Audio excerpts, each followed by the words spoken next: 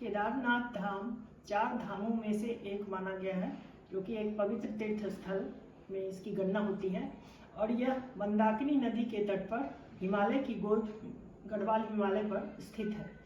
और ये माना जाता है कि 3 पहाड़ियों और 5 नदियों के बीच यह बसा हुआ है, इसलिए अति पवित्र माना गया है। और यहाँ की जो खासियत है वो ये है, रहस्य एक तरह से, कि 6 महीना यहाँ बंद रहता है कपाट, ये सर्दियों के चलते, खराब मौसम के चलते, और 6 महीना खुला रहता है यात्रियों के, तीर्थ यात्रियों के लिए। तो उस 6 महीने में आश्चर्य की बात यह है कि जैसे दिया जला के पुजारी बंद करता है दिवाली के दूसरे दिन भैया दूज के बाद, तो वो उसी तरह जब वो कपाट खुलता है तो दिया वैसे ही जलता हुआ मिलता है। ये एक महान आश्चर्य की बात है, रहस्य की बात है। और इसकी जब पांडवों ने इस मंदिर का निर्माण किया था, जब पांडव कौरव दोनों का जो युद्ध हुआ था, तो कौरवों का जो विनाश हुआ और पांडव अपने ही भाइयों के हत्या, भ्रातृ हत्या और गुरु हत्या, अनेकों तरह की हत्याओं से वो पापग्रस्त हो गए थे। तब वो शिव जी की पूजा अर्चना करने के लिए, पाप मुक्त होने के लिए, वो उन्होंने ये ज्योतिर्लिंग की स्थापना की थी पांडवों ने। महाभारत काल की ये कथा है, पौराणिक कथा है। और इसमें ये पांडव जो हैं वो कहते हैं कि शिव को मिलना चाहते थे, लेकिन शिव उनसे रुष्ट थे और वो उनसे मिलना नहीं चाहते थे।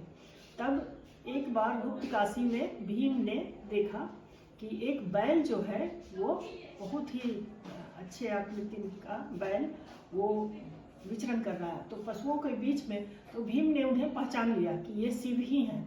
तब उन्होंने अपना विशाल रूप धारण करके और 2 पहाड़ियों के बीच अपने पाँव को ऐसे बजा के खड़े हो गए। और उसके बाद सारे बैल जो हैं वो उसके पैर के नीचे से जा रहे थे, लेकिन ये बैल जो था वो नीचे से जाने को तैयार नहीं था। तभी भीम समझ गए कि ये और कोई नहीं, ये शिव शंकर ही है। तो उन्होंने ऐसे पकड़ने, पिछला पैर और पिछला पीठ पकड़ने की कोशिश की, लेकिन वो पकड़ में नहीं आया और शिव ने अपने आप को एकदम गहराई में ढकेल दिया, नीचे भूमि में। तब उनकी पीठ केवल के पकड़ में आए।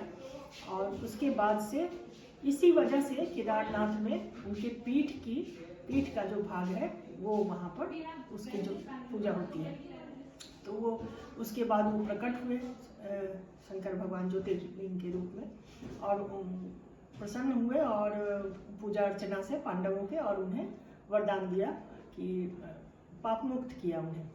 और उसके बाद तब वो 5 जगहों पर उनका, कहते हैं पंच केदार इसे कहा जाता है, 5 जगहों पर, जैसे केदारनाथ में उनकी पीठ, तुंगनाथ में उनकी भुजाएं, रुद्रनाथ में उनका चेहरा, और ये कपिलेश्वर में उनका, माहेश्वर में उनका नाभि और पेट, और कपिलेश्वर में सिर और जटा।